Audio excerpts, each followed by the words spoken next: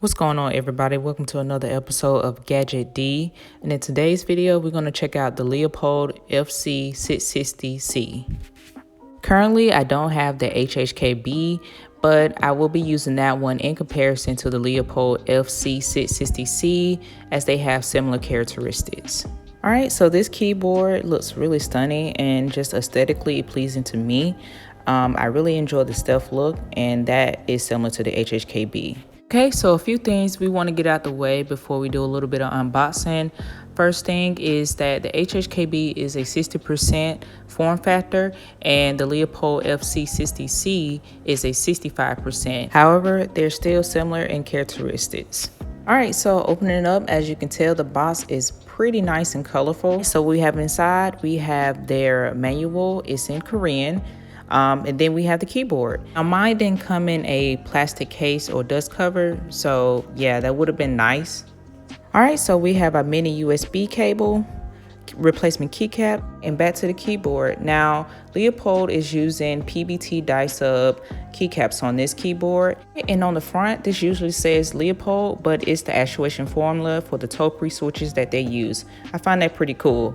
Moving on to the back, we seen earlier we using mini USB. As we move on towards the back, we have 4 small rubber feet to keep the board in place, which is really nice, and then 2 flip up adjustable feet. One thing I do want to mention here, I really do like the fact that Leopold had an opening for the mini USB connection.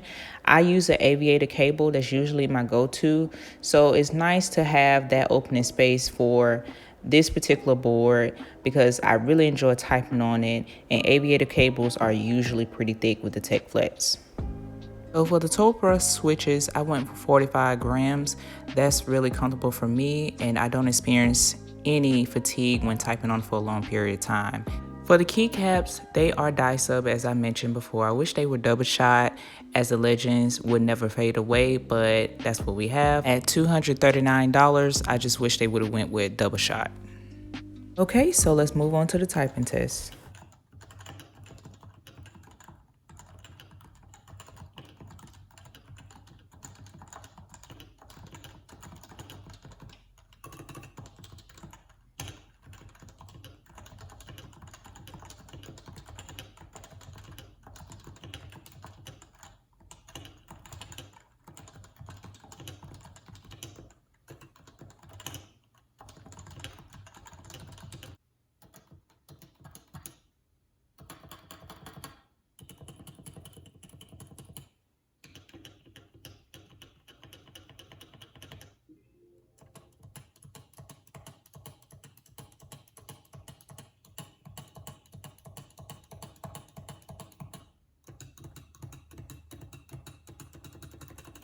All right, so the stabilizers are not too bad.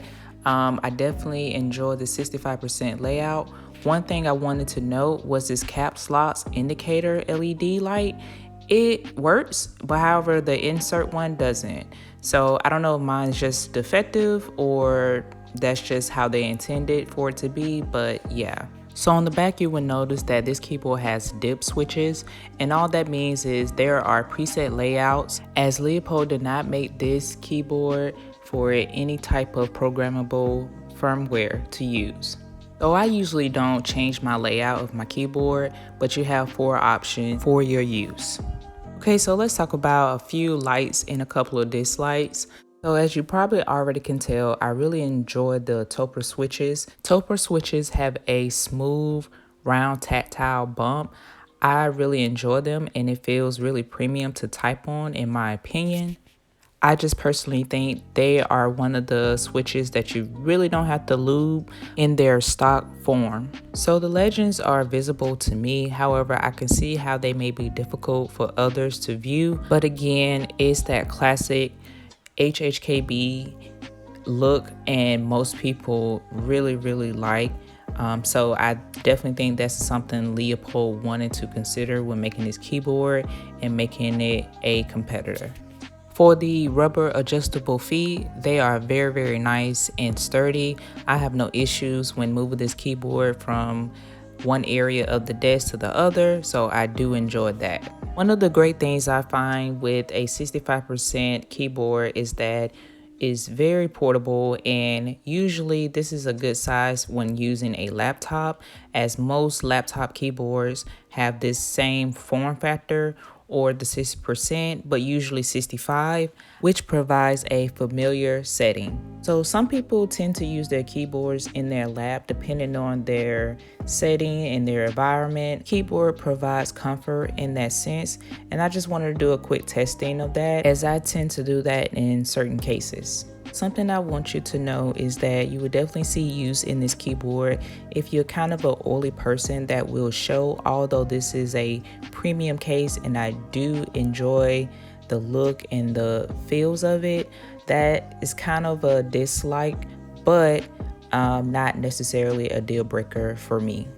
So on this keyboard, you'll notice that Leopold used insert and delete above the negative space. I personally use home and in more, but that's subjective.